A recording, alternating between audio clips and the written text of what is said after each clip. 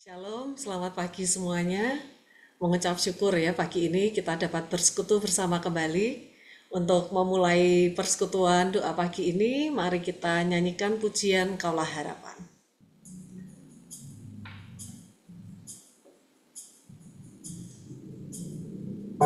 Kiranya lagu ini dapat mengingatkan kita ya bahwa kita tidak dapat mengandalkan kekuatan kita sendiri. Mari kita mau datang kepada Tuhan, memandang pada Tuhan, karena Allah menolonglah yang menjadi sumber pengharapan dan sumber kekuatan kita dalam menjalani kehidupan kita sehari-hari.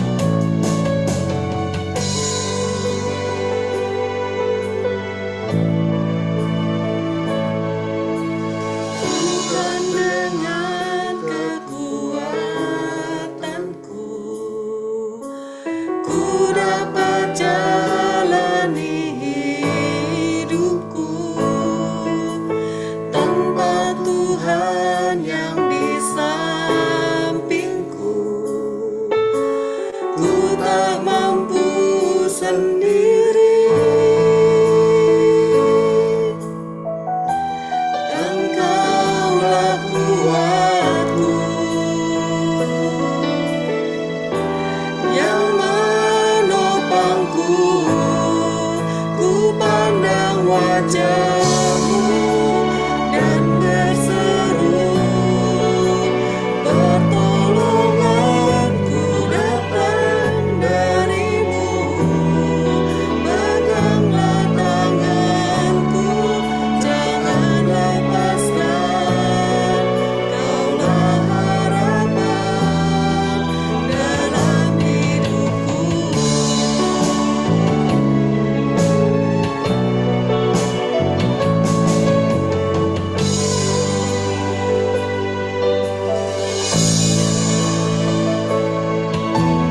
Bukan dengan kekuatanku, ku dapat jalani hidupku tanpa Tuhan yang di sampingku. Ku tak mampu sendiri. Engkaulah kuatku yang menopangku. Ku pandang wajah-Mu dan berseru, pertolonganku datang dari-Mu. Peganglah tanganku, jangan lepaskan. Kaulah harapan dalam hidupku.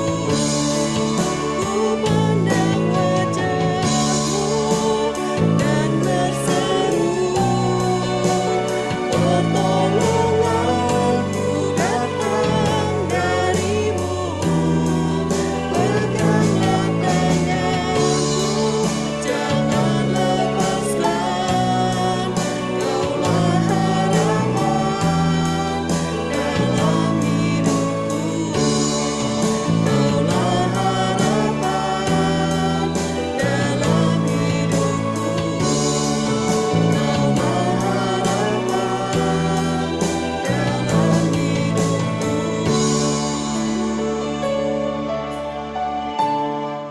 Yes. Sebelum kita memulai persekutuan doa pagi ini, mari kita berdoa bersama.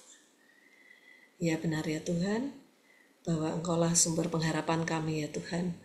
Tanpa Engkau ya Tuhan, kami tidak akan mampu ya Tuhan. Untuk itu peganglah tangan kami semua ya Tuhan, hamba-Mu ini yang kadang masih jatuh bangun ya Tuhan. Pada pagi hari ini kami sekali lagi sungguh mengucap syukur ya Tuhan, karena kami boleh bersekutu bersama, berdoa pagi bersama ya Tuhan. Kita boleh memuji Tuhan untuk berdoa syafaat kepadamu ya Tuhan dan mendengarkan firman-Mu ya Tuhan. Kiranya Engkau sendiri ya Tuhan yang memberkati persekutuan ini dan memimpin persekutuan doa pagi ini dari awal hingga akhir ya Tuhan. Berkatilah kami ya Tuhan sehingga kami dapat semakin tumbuh ya Tuhan di dalam Engkau ya Tuhan. Berkati juga Pak Theo yang akan membawakan firman-Mu ya Tuhan. Kiranya lidah bibir hamba-Mu ini Engkau sendiri yang menguasainya ya Tuhan, sehingga apa yang disampaikan ya Tuhan benar sesuai dengan kehendak-Mu ya Tuhan. Dan biarlah kami dapat semakin mengerti ya Tuhan apa yang Engkau kehendaki, dan kami dapat melakukannya ya Tuhan dalam kehidupan kami sehari-hari ya Tuhan. Berkati juga untuk semua gadget internet ya Tuhan, supaya dapat berjalan dengan lancar ya Tuhan, dan persekutuan doa pagi ini dapat kami nikmati dan yang terutama dapat menyenangkan Engkau ya Tuhan. Tuhan, kami juga mengucap syukur ya Tuhan karena salah satu dari saudari kami ya Tuhan yang kami kasihi, Ibu Ruth ya Tuhan, pada pagi hari ini berulang tahun ya Tuhan. Kiranya Engkau sendiri ya Tuhan yang memberkati Bu Ruth ya Tuhan, Engkau berkati pelayanannya ya Tuhan, Engkau berkati kesehatannya ya Tuhan, dan Engkau berkati keluarganya ya Tuhan. Kiranya Bu Ruth yang sudah selama ini menjadi berkat ya Tuhan, selalu Engkau berkati ya Tuhan. Kami serahkan semua doa yang jauh dari sempurna ini hanya ke dalam tangan Tuhan kami Yesus Kristus. Haleluya, amin. Ya, sebelum firman Tuhan kita mendengarkannya dari Pak Theo, mari kita akan menyanyikan pujian dengan Yesus di sisiku. Yesus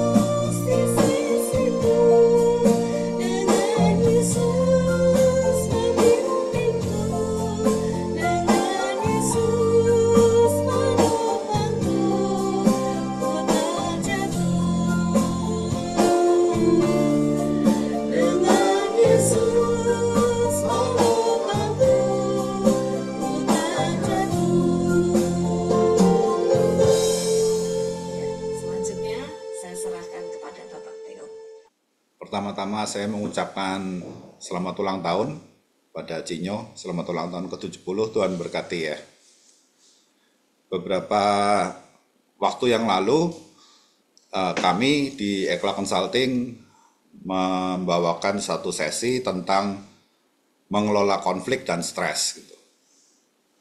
Nah, beberapa hari yang lalu, hari Minggu, sewaktu ketemu Bu Rita diingatkan hari ini ada persekutuan doa pagi. Saya pikir mungkin bahan itu juga baik ya untuk kita bahas bersama-sama.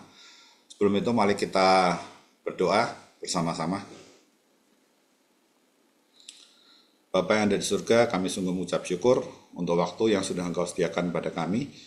Biarlah kami bisa datang ke hadirat-Mu untuk belajar mengenal Engkau lebih jauh ya Tuhan, dan juga mengenal diri kami sendiri.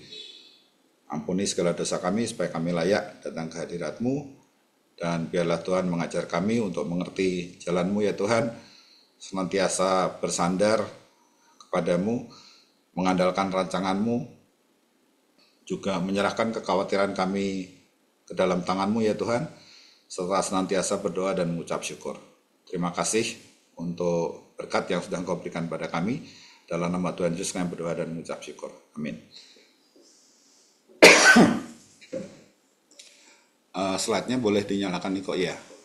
Yang akan kita bahas hari ini adalah tentang menangani stres dengan cara ilahi ya.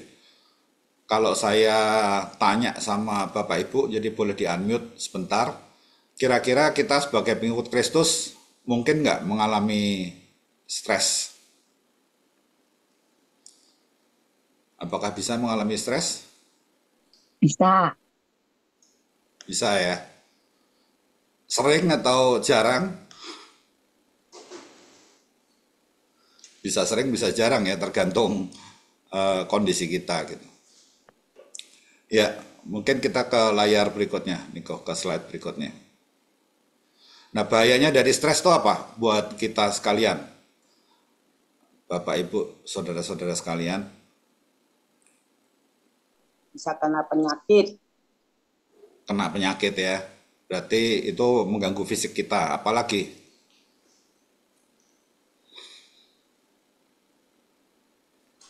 Jantung berdebar-debar. jantung berdebar-debar ya. Ini bisa ya tubuh juga, tapi juga bisa berpengaruh ke yang lain itu ya kalau udah urusan jantung. Ya, jadi ini saya mendaftar beberapa yang bisa menjadi dampak atau bahaya stres. Jadi penting banget sebenarnya untuk kita memahami, karena ini bisa berdampak kepada kerohanian kita. Dan kerohanian ini kan sumber makna dan tujuan kita kan. Kalau kita ngomong purpose, misi kita dalam kehidupan itu apa, ya kerohanian kita ini. Kalau kita stres, kita bisa menjadi ragu, putus asa, kita menjadi mungkin malas berdoa, malas baca Alkitab, jadi kurang latihan rohani sehingga kita lemah iman. Mengganggu pikiran dan mental kita yang merupakan sumber fokus kita sebenarnya. Kita jadi cemas, kita jadi depresi, dan ini akan mengganggu pikiran kita secara kognitif. Kita jadi tidak tajam, tidak kritis gitu ya, tidak bisa menganalisa dengan baik, dan malah kita sering berpikiran negatif. Emosi kita juga bisa terkendala. Sedangkan ini adalah sumber kualitas dari hasil pekerjaan kita dan pemikiran kita gitu. Kita lelah secara emosional, jadi moody, suasana hati itu gampang berubah. Hal yang kecil aja bisa bikin kita tersinggung mungkin. Kita juga bisa merasa terisolasi, merasa semuanya sendiri gitu. Nggak ada orang yang mendukung kita. Pada tubuh kita merupakan sumber kekuatan fisik kita, ada gangguan kesehatan, lelah fisik, gangguan pola hidup, baik tidur, makan, dan lain-lain ya. Rekreasi pun jadi nggak nikmat gitu kalau kita lagi stres. Nah, kita perlu tahu stresor. Stresor itu sumber-sumber stres kita. Nah, kita bisa lihat sumber-sumber stres kita sebagai pengikut Kristus ya. Ini ada beberapa yang kita bisa lihat di layar. Kita itu sebagai pengikut Kristus mungkin mengalami diskriminasi secara sosial. Juga kita merasa terisolasi, kesepian dari lingkungan di mana kita berada. Kita kadang-kadang nggak nyaman untuk menyuarakan apa yang menurut kita itu benar, menurut iman kita jadi merasa kesepian gitu. Kita nggak punya kesempatan yang sama untuk bersuara ya. Jadi ada diskriminasi peluang, diskriminasi aturan juga. Kalau kita ngomong pengurusan gereja misalnya, mungkin dulu jauh lebih sulit, sekarang ternyata ya dengan cara-cara tertentu kita bisa tetap mengikuti aturan main dan kita bisa menyelesaikan juga. Tetapi diskriminasi aturan ini saya rasa tetap masih ada. Tantangan tradisi dan budaya, kita juga ada ancaman kekerasan, mental health, tantangan lingkungan pada iman dan identitas kita ya, pada saat kita disudutkan, diharapkan untuk ya ngaku iman kita seperti Petrus pada situasi dan kondisi yang sangat menyulitkan, itu juga sangat challenging. Konflik keluarga, kalau misalnya keluarga kita nggak mendukung, kita satu-satunya pengikut Kristus di keluarga kita, itu akan sangat berat rasanya konflik itu. Juga pergumulan-pergumulan rohani yang kita hadapi ya, karena kita juga manusia, kita punya dosa yang kita hidupi juga sehari-hari, kepengennya enggak tapi kita seringkali jatuh ya, kita melakukan dosa itu, dan itu menjadi pergumulan rohani sendiri bagi kita karena kita kepengen hidup baik sempurna seperti Kristus, tapi kita punya shortcomings ya. Nah, nanti ada stresor lain yang akan saya atau Niko kirimkan ke WA dari Pedati maupun Pengharapan mungkin ya, yang bisa Bapak Ibu ikuti untuk ngitung apakah kita sekarang lagi stres gitu. Bisa ke slide berikutnya, Niko. Ya, jadi ini adalah daftar tersebut, ada 43 daftar, ada skornya di sebelah kanan. Selama 1 tahun terakhir, silahkan saudara-saudara, Bapak Ibu lihat yang mana nih yang kita pernah alami. Karena ternyata penyebab stres itu bukan hal-hal yang menimbulkan penderitaan aja, hal yang baik pun bisa bikin kita stres. Misalnya kita dipromosi, kita mau jalan-jalan, mau ngajak anak istri jalan-jalan, ternyata itu juga bisa menjadi sumber stres sendiri gitu. Yang paling besar memang ya kematian pasangan hidup. Ya, ini skornya tinggi sekali. Perceraian yang berhubungan dengan keluarga, orang-orang dekat kita tuh biasanya skornya tinggi. Berikutnya, Pak Niko. Nah, ini ada 43 hal. Kalau kita lihat sampai ke yang terakhir, jadi saya nggak akan bahas satu persatu semua di sini. Bahkan libur hari raya, kita kena tilang itu aja bisa bikin kita stres, dan itu ada skornya semua di kanan. Di bawah itu ada catatan. Kalau skornya kita 150 atau kurang, berarti kehidupan kita relatif dampak stresnya rendah. Tapi kalau antara 150 sampai 300, ada 50% kemungkinan kita mengalami gangguan mental health dalam 2 tahun ke depan. Kalau 300 atau lebih, 80% kemungkinan terjadi gangguan mental health pada 2 tahun ke depan. Ya, ini pasti berdasarkan survei, berdasarkan studi, sudah dilakukan berulang-ulang ya. Dan ini nggak cuma dipakai di Indonesia, ini justru terjemahannya nih yang kita pakai. Jadi nanti akan dikirimkan, silakan diukur apakah kita sedang dalam kondisi stres. Dan ini semuanya yang terjadi dalam 1 tahun terakhir ya, yang kita jadikan referensi. Berikut kita mau belajar dari tokoh-tokoh di Alkitab yang ternyata juga tidak luput dari stres ya. Kita lihat bagaimana Yusuf juga dikhianati saudara-saudaranya, dijual sebagai budak, dia mengalami fitnah, dia dipenjara. Musa Sampai Theo segala Yaya segala gitu apa lagi pertama-tama enggak udah. Musa juga dia memimpin kaum Israel yang banyak itu, dia dikomplain oleh orang banyak, ditentang orang banyak, itu juga mendatangkan stres sendiri itu. Jadi seperti tadi dikatakan ya di assessment tool tadi, bahwa bukan cuma hal yang negatif aja, ternyata kita memimpin orang pun bisa bikin kita stres. Gitu. Elia, dia sempat diancam dan juga melarikan diri dari Isabel. Ya, tetapi ternyata ketakutan dia itu bukannya takut mati ya, karena dia sendiri bahkan bilang di ayat 4, itu nanti kita baca kalau di 1 Raja-Raja 19 kalau nggak salah, dikatakan kalau misalnya Tuhan mau mencabut nyawanya dia, ya dia siap gitu, karena lebih baik daripada mengalami penderitaan yang dialami saat itu. Jadi bukan takut matinya dia itu.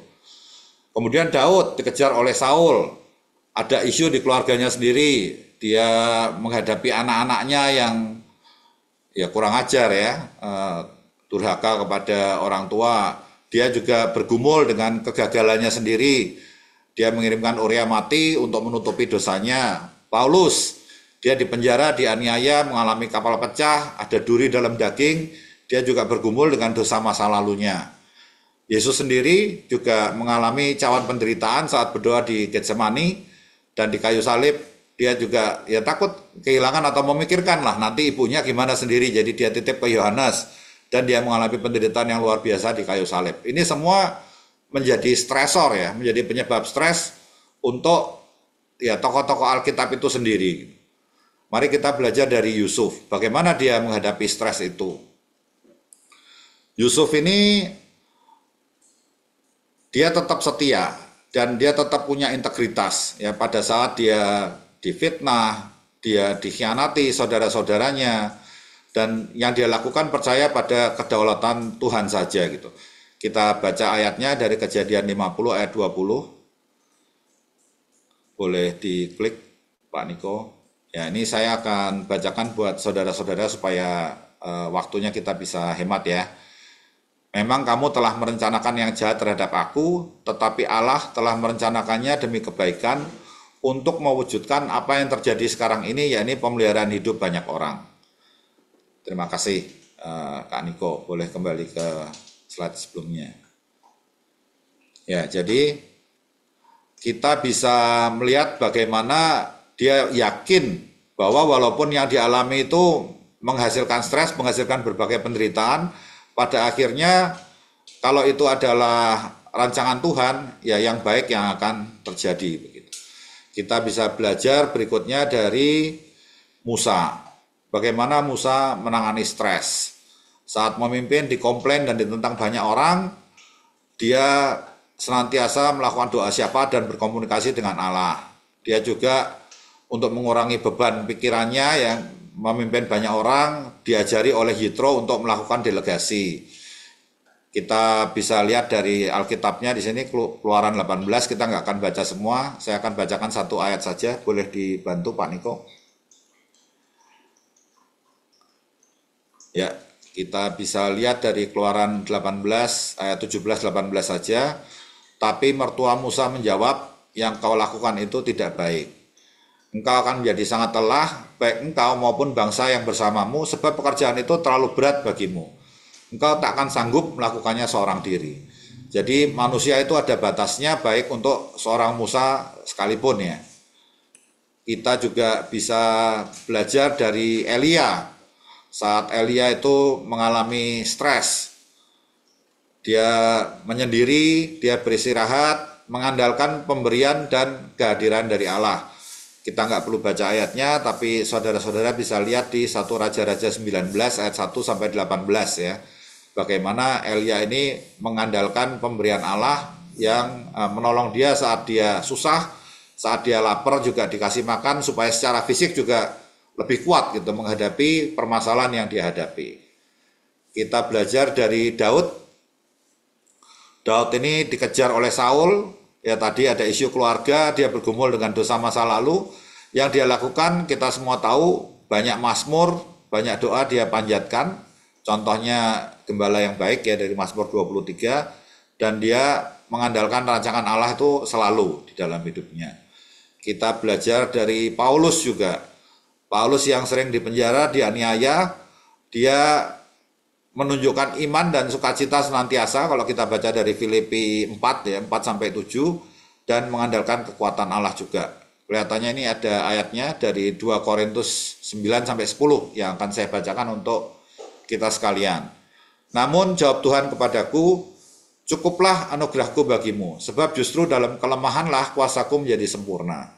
Karena itu aku senang dan rela di dalam kelemahan, di dalam siksaan, dalam kesukaran, dalam penganiayaan dan kesengsaraan karena Kristus.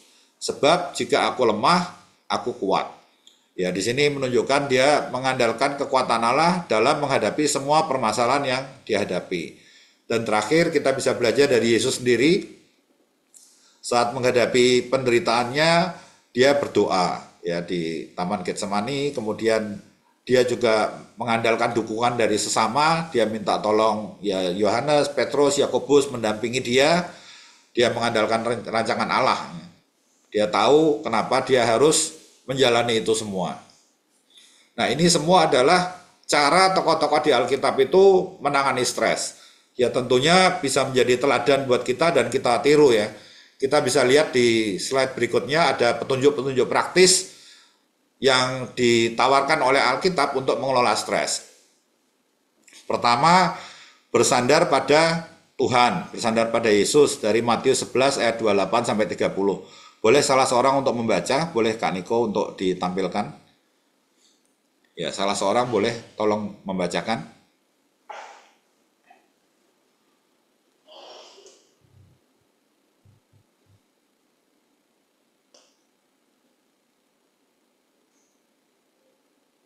Saya boleh Pak baca Pak. Silakan. Matius 11 ayat 28 sampai 30. Marilah kepadaku semua yang letih lesu dan berbeban berat. Aku akan memberi kelegaan kepadamu. Pikulah gandar yang kupasang dan belajarlah kepadaku, karena aku lemah lembut dan rendah hati, dan jiwamu akan mendapat ketenangan. Sebab gandar yang kupasang itu menyenangkan dan bebanku pun ringan. Amin. Oke, boleh diklik untuk kembali ke slide sebelumnya, Pak Niko. Ya, jadi kalau kita lihat di sini bersandar pada Yesus itu artinya kita sebentar, ini saya enggak terbaca ya. Yesus mengundang kita untuk membawa beban kita kepadanya agar kita menemukan ketenangan tadi di ayat yang dibacakan oleh Ibu Bambang. Jadi kita bisa mencontoh tokoh-tokoh yang bersandar pada Yesus tadi, pada Tuhan. Sedangkan kalau kita berusaha menghadapinya sendiri itu pasti berat sekali gitu. Jadi kita harus membawa beban kita kepada Tuhan untuk mendapatkan ketenangan. Dan ketenangan ini dianggap oleh para psikolog sebagai obat yang paling manjur ya menghadapi stres itu sendiri. Kita perlu calming down, perlu menenangkan diri gitu untuk menghadapi stres. Kita bisa lihat dari Yeremia 29 ayat 11. Pak Niko boleh tolong diklik.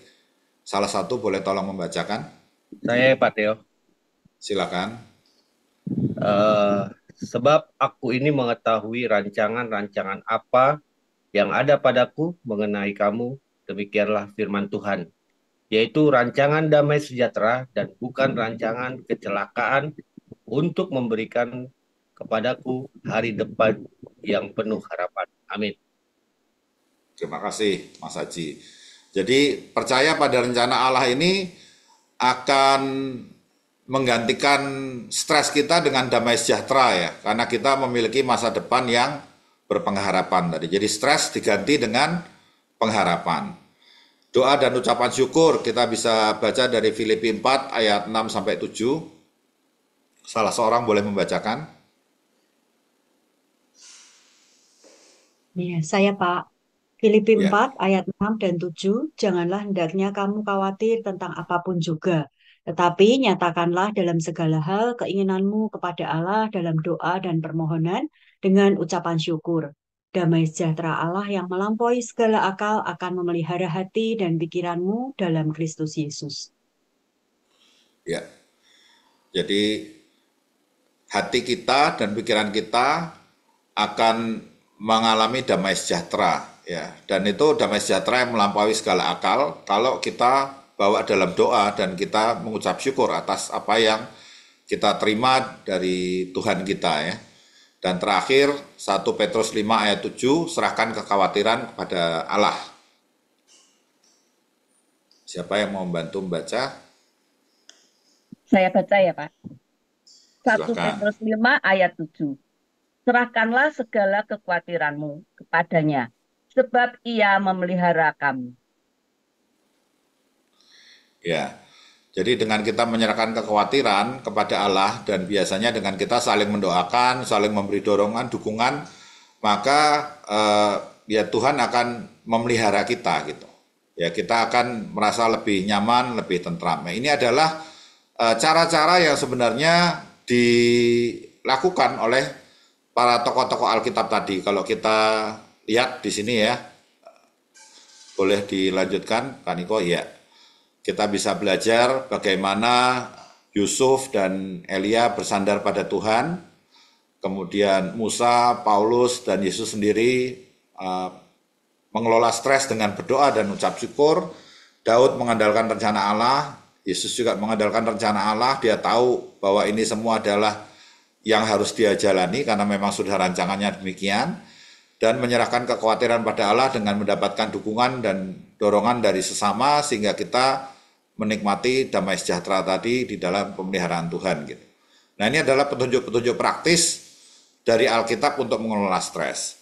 Nah, sebenarnya kalau kita tanya sama psikolog, apa yang harus kita lakukan sebenarnya untuk mengelola stres?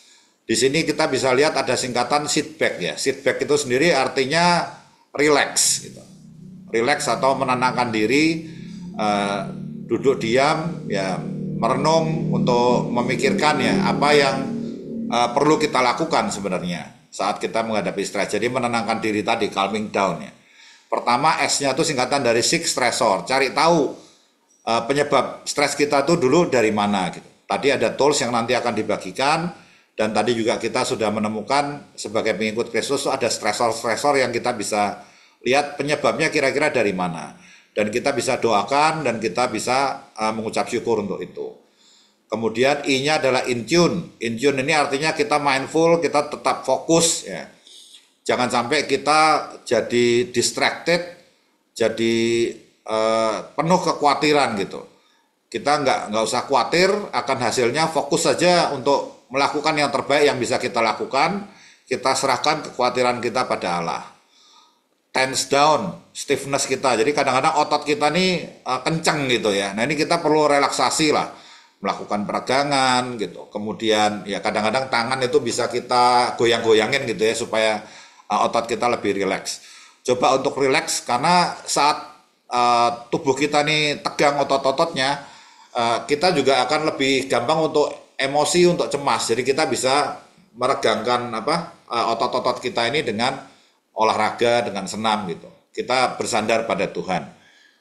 Breathe, ini artinya ya kita tarik nafas yang dalam dan akan membuat kita lebih tenang. Boleh layarnya digedein aja Pak Niko supaya mereka bisa melihat teksnya lebih baik karena kecil-kecil fontnya. Kita bisa ya berdoa dan mengucap syukur ya saat kita mengalami stres itu sendiri. Ya, kita tarik nafas ini berarti kita stop sejenak, ya kita menenangkan diri, dan tentunya dengan doa dan ucapan syukur kita akan lebih tenang ya. Tadi hati dan pikiran kita akan dikuasai oleh damai sejahtera dari Tuhan. Avoid overthinking. Kadang-kadang stres yang kita alami ini karena kita terlalu menganalisa berlebihan, sehingga kita banyak ketakutan yang sebenarnya belum tentu akan terjadi gitu. Sekali lagi, serahkan kekhawatiran kita pada Allah. Calm down, tenangkan diri, berpikir lebih jernih, dan pada saat tenang ya kita akan bisa lebih baik gitu, memikirkan alternatif-alternatif yang ada. Kita bersandar saja pada Tuhan, dan K yang terakhir ini adalah oke ya maksudnya. Jangan khawatir akan hal-hal yang memang nggak ada di kontrolnya kita gitu. Kita fokus saja apa yang bisa kita lakukan yang terbaik, dan semuanya oke selama kita sudah melakukan yang terbaik. Yang kita nggak bisa kontrol, ya kita randalkan rencana Allah, kita doakan, dan kita mengucap syukur.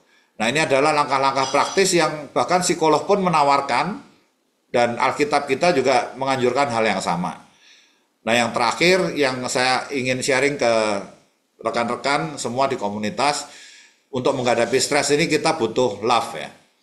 Love ini adalah singkatan dari sifat-sifat kepribadian kita. Jadi L ini level headedness. Level headedness itu membuat kita untuk tidak mudah flip ya. Flip itu berubah kondisi dari tenang tahu-tahu jadi panik gitu, atau dari nggak ada apa-apa tahu-tahu jadi cemas gitu. Kita karena reaktif gitu. Level headedness ini sifat yang membuat kita mampu mempertahankan ketenangan menghadapi ketidaknyamanan. Kalau level headedness kita tinggi, kita serahkan saja kekhawatiran kita pada Allah. Oh, ini singkatan dari openness. Openness ini membantu kita untuk terbuka terhadap ide-ide baru atau masukan dari luar, alternatif. Jangan merasa kita paling benar sendiri. Kalau menghadapi orang-orang yang punya pikiran lain, alternatif lain, kita terima aja dengan pemikiran terbuka gitu. Kita berdialog, dialog itu berarti dua pihak siap untuk berubah, kita andalkan saja rencana Allah. Dan V-nya ini plesetan ya, V-nya sebenarnya singkatan dari flexibility. Supaya kita ingat love ya pakainya V gitu. Tapi ini sebenarnya singkatan dari flexibility, kita diberi kemampuan untuk beradaptasi terhadap berbagai kondisi, bersandar pada Tuhan saja. Dan yang terakhir E ini singkatan dari ego strength. Ego strength ini adalah sifat kepribadian yang membuat kita itu bisa cepat pulih saat menerima penolakan atau kritikan. Jadi keempat sifat kepribadian ini atau personality attribute ya, level-headedness, openness, flexibility, ego strength akan membantu kita untuk bisa menghadapi stres lebih baik. Nah, kalau kita punya self-awareness, kita tinggi atau rendah di sini, kita bisa lebih fokus nih.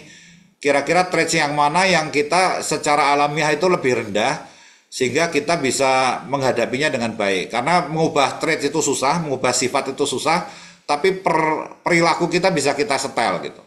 Jadi saya ingat di salah satu khotbah itu Pak Niko bicara tentang resilience. Itu sebenarnya bicara tentang bagaimana dengan kita punya ego strength, kita tuh punya natural inclination atau kecenderungan untuk bisa menghadapi penolakan atau rejection itu dengan lebih baik. Jadi kita lebih resilient. Nah kalau kita rendah, yang kita style perilaku kita.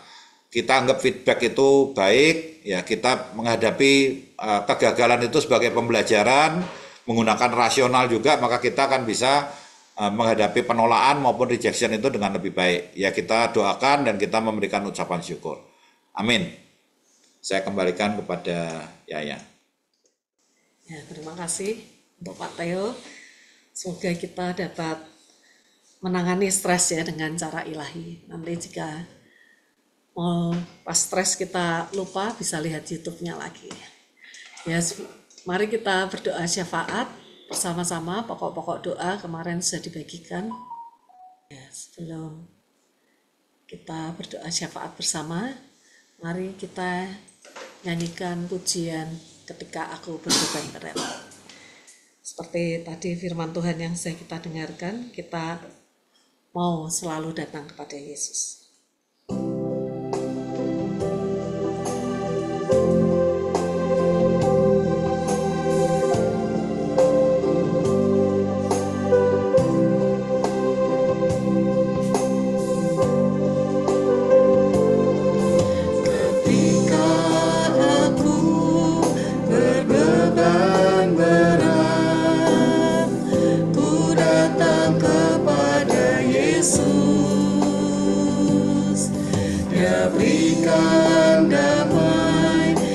Sukacita sejahtera dalam hatiku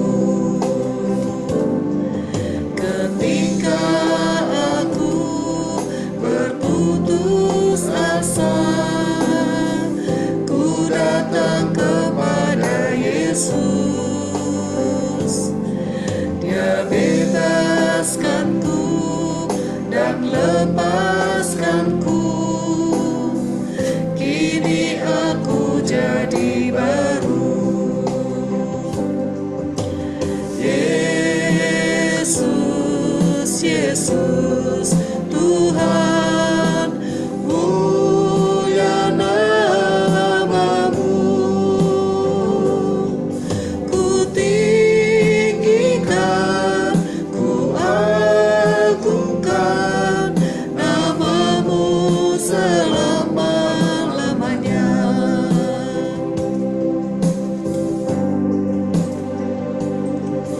Ketika aku berputus asa, ku datang kepada Yesus. Dia bebaskanku dan lepaskanku. Kini aku jadi baru. Yesus, Yesus, Tuhan, mulia namamu.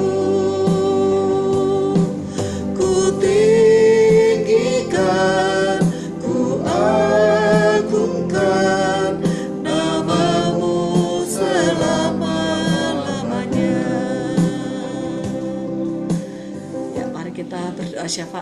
nanti doa penutup akan disampaikan oleh pendeta EDSS. Mari kita berdoa. Pagi hari ini kami berdoa untuk seluruh jemaat yang pengharapan dimanapun kami berada, apapun yang mengerjakan, semuanya tentang Tuhan. Yang kami pikirkan, katakan, dan lakukan, memuliakan nama Tuhan. Berkati pekerjaan kami masing-masing, dan juga apapun yang kami rindukan, apapun yang kami ingin raih, kami ingin serahkan ke dalam tangan-Mu, biarlah berkat Tuhan terulur atas kami, berkat Tuhan ada pada setiap kami ya Tuhan. Di dalam nama Tuhan Yesus Kristus, Allah kami yang hidup, kami berdoa. Amin. Kita pujikan Bapa, terima kasih. Bapa, terima kasih. Bapa, terima kasih. Bapa, tidak sudah ku berterima kasih. Tapi